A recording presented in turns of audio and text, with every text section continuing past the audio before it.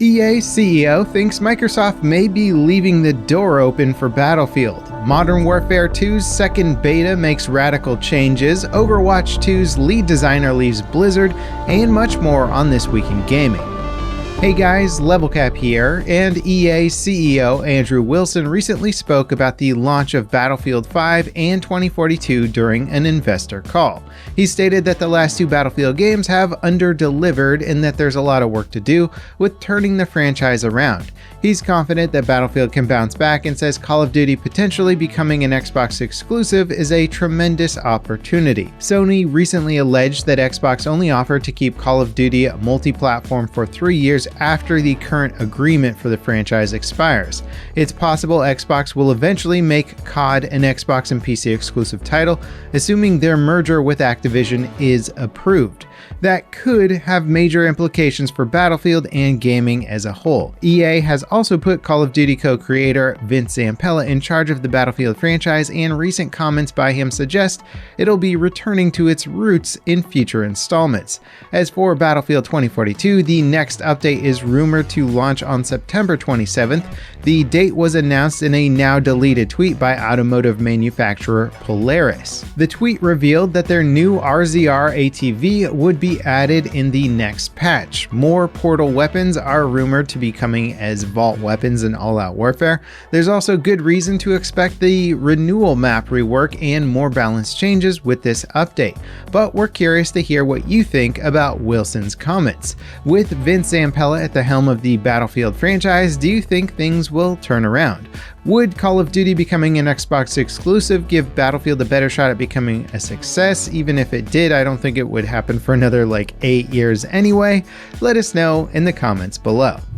Modern Warfare 2 is launching in just over a month, but fans are currently getting hands-on time with the open beta. Weekend 2 of the beta kicked off on Thursday for PC and Xbox fans. I've been playing it, streaming it. I put out a video yesterday with my opinions on it, so check that out if you're curious. The second phase also came with a patch that made some balance tweaks to the available weapons alongside visual modifications to the muzzle flash.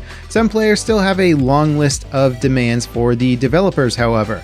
The absence of red dots on the minimap when enemies fire is undoubtedly one of the most debated subjects right now. Modern Warfare 2 is making subtle changes to a well-established formula, and it's ruffling some feathers. We'll need to wait and see if the devs at Infinity Ward feel the new direction is a positive change for the gameplay, or if they go back to the more legacy Call of Duty formula. Nvidia revealed its next line of graphics cards. The RTX 4090 and 4080 are both set to launch later this year, boasting significant performance improvements over last year's 3000 series with 24 gigabytes of memory and over 16,000 CUDA cores. The RTX 4090 aims to deliver up to 100 more frames per second at 4K resolutions. The RTX 4080, on the other hand, is a little different. The 4080 is launching in two completely different configurations. One version features 16 gigabytes of memory, while the cheaper version only has 12 gigabytes. It's speculated that the 12 gigabyte 4080 is just a reskinned RTX 4070. Both cards ship in November for $900 and $1,200 respectively. The 4090 retails for a whopping $1,600 and launches a little sooner on October 12th. Almost 2 years after Cyberpunk 2077's disastrous launch, the game finally seems to be hitting its stride. The developers at CD Projekt Red announced that the game had reached a player count of over 1 million unique players every day following its latest update. This applies to the new and old players on all platforms. On Steam, it's currently averaging almost 100,000 peak players every day, an impressive feat putting it into the top 10 games on Steam. Obviously, it's still far behind its launch peak of well over 800,000 players on Steam, which would have been well into the millions of players across all platforms. This recent surge in popularity can be attributed to the Edgerunners in-game update, which has been built upon a long list of other quality of life improvements for the game. As confirmed by the game's developers, more overhauls and improvements are coming soon. Last December, Ubisoft announced that Splinter Cell would get a complete remake at some point in the future. This week, Ubisoft Toronto posted a job listing that could give fans a better idea of what this remake might be like. The game's producer said the remake would be a rebuild from the ground up rather than being a straight-up remaster. According to him, the devs must strike a balance between modernizing the 20-year-old classic and retaining the spirit of the original. The new job listing outlines that the story may also change significantly. The remake will use the original game as the foundation, while rewriting it for a modern-day audience. There's still no indication for a release date. After almost a decade of development, Star Citizen continues to gain momentum and funding. As of September this year, the still in alpha space sim has earned over $500 million in crowdfunding. This solidifies it as the most expensive game of all time. According to the developers at Cloud Imperium, the game is not a pipe dream and will not take 20 years to deliver. Right now, more refinements come every few months, and a lot of effort is put into research and design behind the scenes. Development continues on Star Citizen and its single-player Squadron 42. Overwatch 2's lead hero designer left Blizzard just 2 weeks before its launch. Jeff Goodman has worked with Blizzard for years on World of Warcraft and the original Overwatch game. Goodman was instrumental in designing the team-based shooter. He was regularly asked to discuss balance changes and hero design. It's unclear what heroes he worked on for the upcoming sequel, but he has had a say in the overall balance. Blizzard didn't share a reason for Goodman's departure, but wished him all the best. An all-new Iron Man game is in development at EA Motive. It'll be a third-person single-player action-adventure game telling an original Marvel story. It's being developed in collaboration with Marvel and has just entered pre-production, so it probably won't launch for quite a while. The project is being led by producer of the Marvel Avengers and Guardians of Galaxy games. Neither of those titles broke any records, but did break even at launch. It'll be interesting to see what EA Motive does with an original story, especially for such an iconic and beloved Marvel character. After weeks of rumors and leaks, Logitech officially announced their handheld console, the Logitech G Cloud. It's a low-power device compared to other handhelds like the Steam Deck.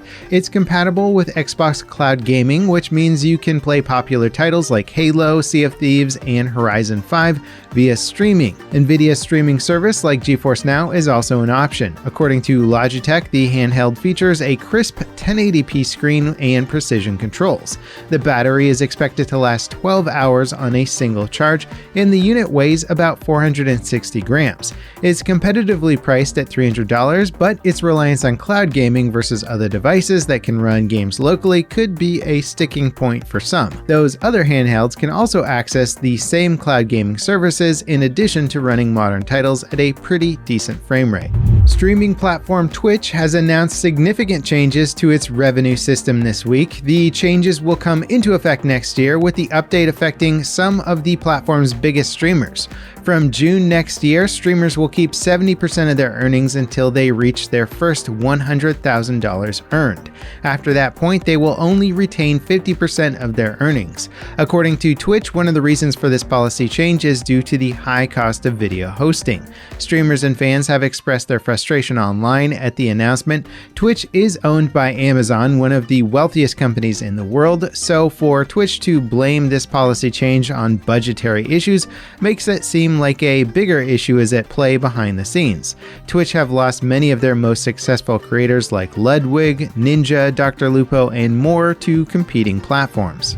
Now, before we get to our next story, let us know what you think of Modern Warfare 2's beta so far. Are you playing it? Was today the first day you got to play it? Are you excited about it? Are you going to play the basic multiplayer? Are you going to play Warzone? Is it going to replace Battlefield for you if you're a Battlefield fan, or are you sticking with 2042? Are you playing with the classic Battlefield games? What are you playing these days in general? Let us know in the comments. And if you're not already subscribed, hit that button, become a member. What are you waiting for? Now with our last story today, leaker Tom Henderson claims a new version of the PlayStation 5 will launch in 2023. It'll feature a detachable disk drive. Henderson alleges the new version will launch towards the end of next year and is almost identical to the current digital version. The disk drive will connect via a USB-C to the back of the console and will be sold separately if you already own a digital PlayStation 5 but want the disk drive. If you're interested in my thoughts about Modern Warfare 2's beta, check out this video next. It's a complete breakdown of my first impressions and expectations for the game on launch day, and with some of the additional Warzone stuff after launch. As always, guys, thanks for watching, have a good weekend, and I'll catch you next time. This is Level Cap, signing off.